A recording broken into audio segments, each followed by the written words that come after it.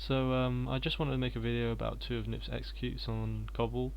Um, I saw this during the semi-final of the Starladder I-League Season 2 match between NiP and Cloud9, and the reason why I wanted to make the video about this is because I found it interesting how the two of these executes could be used together to confuse the CTs as to which sites they're going to, but then also have the option to go to either site. So we'll look at the A execute first.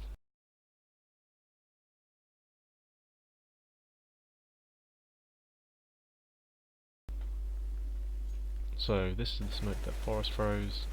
He's the one who throws the A smoke here. So he comes up into his plant pot and aims his crosshair accordingly and uses a jump throw bind. So yeah, he throws the smoke, sets up a pop flash, land over mid, blind anyone that's looking towards it from the A site, and then he proceeds with the execute. So this shows where the smoke lands, has a long flight time, as you can see, bounces off the roofs and then lands next to the connector door, blocking off any rotating players from having view into the A site. Here we're going to have a quick look at the execute. Here you can see pot flashes coming through into mid and outside of mid towards the A side. Molotovs into the vent room. I believe there's a Molotov on site. They don't actually Molotov off the truck, but they do it in other rounds as well, which would have been useful as there's a player there. Michael Early obviously gets into the truck and gets 2 good kills. So no one actually comes through A long. They all come up through the mid ramp section, which it would have been good if 2 players could have come through the long area to contest the player at the van. They may have had a line of sight on him if he's trying to take cover from the people at ramp. Obviously you want 2 players, so you've got the trade potential. You don't want to just give up a kill without being able to trade it back. But at least by everyone going through the ramp section, it's easy to trade kills, and I guess that's what their game plan was. They were expecting 1 person on the site, able to trade with him, and then continue on with the plant and set up with the post plant.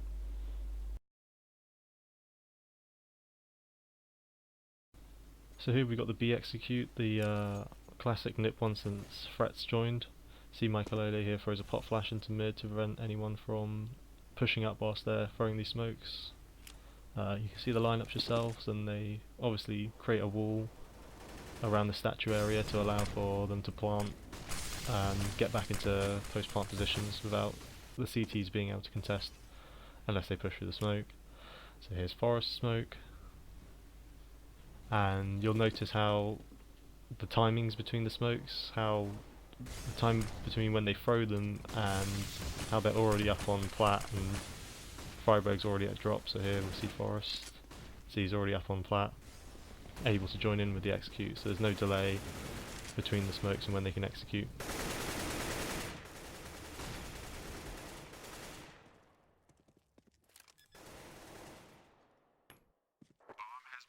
So here's Freiberg smoke. He really wins the round for NiP here, you'll see later. He goes down drop and then goes through the connector door and is able to backstab 2 players whilst their attention is drawn to looking through the smokes, trying to find the players that are executing onto the site. So here you can see him, he's already at drop by the time the smokes have landed. Executes, just a default drop execute here, Molotov, flash, pushes through the door. As you can see, you can go through the connector door and just backstab 2 players and brings it to a 3v1.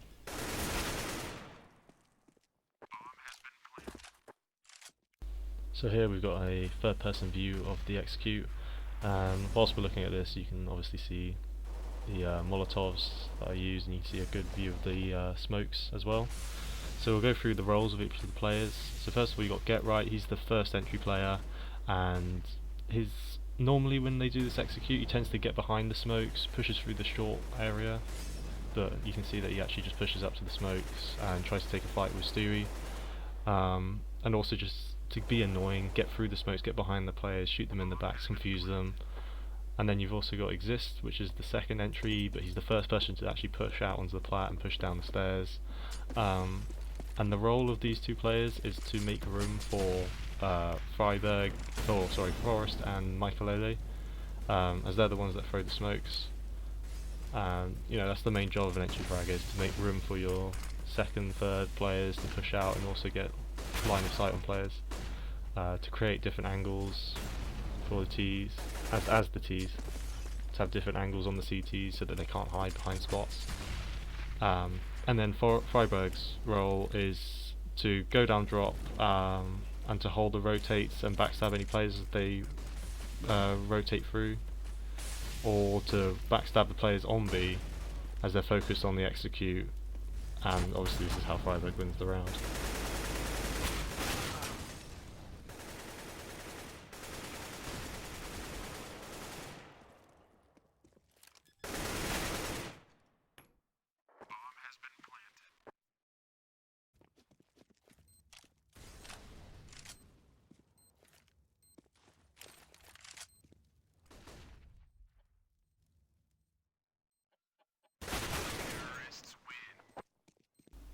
So here's just a view of the map of how it works. So you've got the wall of smokes here, and then you've got Freiburg coming in behind the back, flanking the players who are on B, able to backstab them whilst their attention is drawn towards the players who are executing.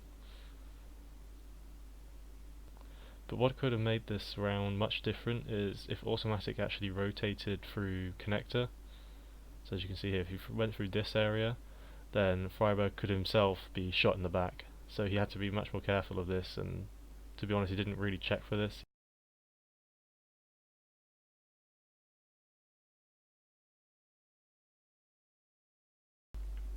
So yeah, the smokes will land here, and then you also get the wall here. So the reason for doing this is because it confuses the CTs as to which site you're actually executing onto. By smoking off both on A and B,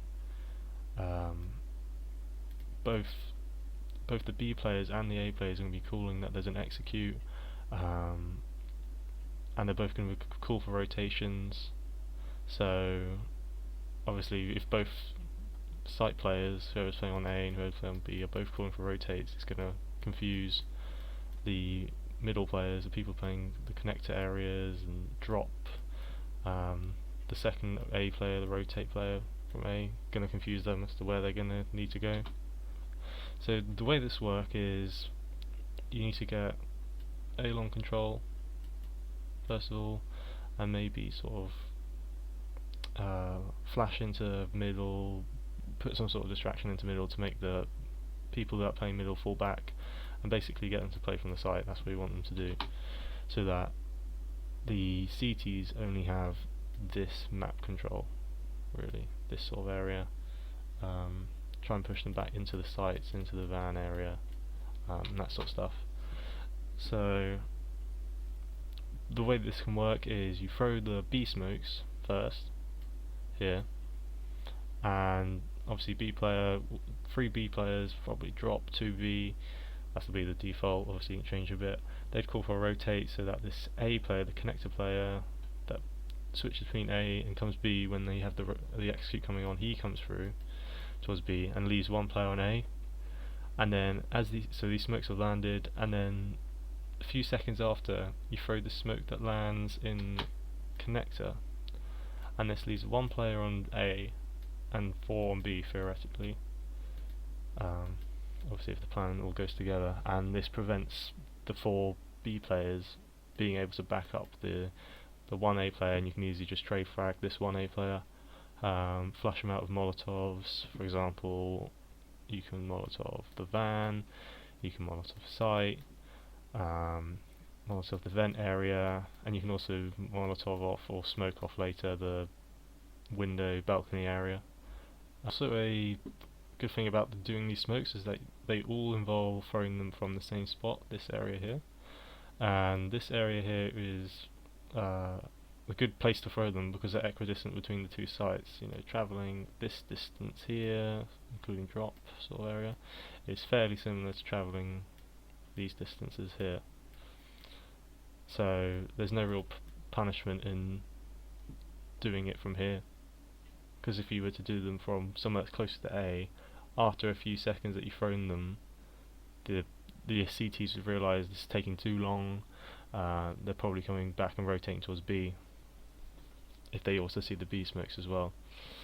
So yeah, if they were, let's say, if they were up here, yeah, if they were up here, I don't know if this is even possible. If they're up here, then obviously this distance here is much shorter than this distance here. It just wouldn't really make sense to do them here. It would make more sense to get A long control, throw the smoke where you're in this corner here and this corner here, come on, there, this corner here, and you throw it over into connector, that sort of area, and get control of A long.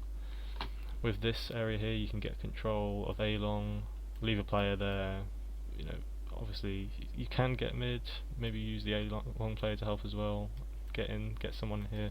So you've got like a player here and a player here, and then this player can come back with the 4 people up here and throw the smokes, and then you've already got control of the A long area. And also at the start of the round you can have a player come through here and throw the default smoke here, the Molotov, just to push the CTs back and not let them get aggressive up plat and find out what you're doing. So this strategy would work really well, say if you've constantly gone B and you keep beating them up at B with an execute like this, and they seem to maybe start getting an answer for it, then you can switch up and do a play like this, and you can throw the B smokes but then also throw the A smokes and execute on A at the same time, to fake the B players, call rotates and stuff like that. So yeah, thanks for watching, hope you enjoyed it and learned something, and I'll see you guys later.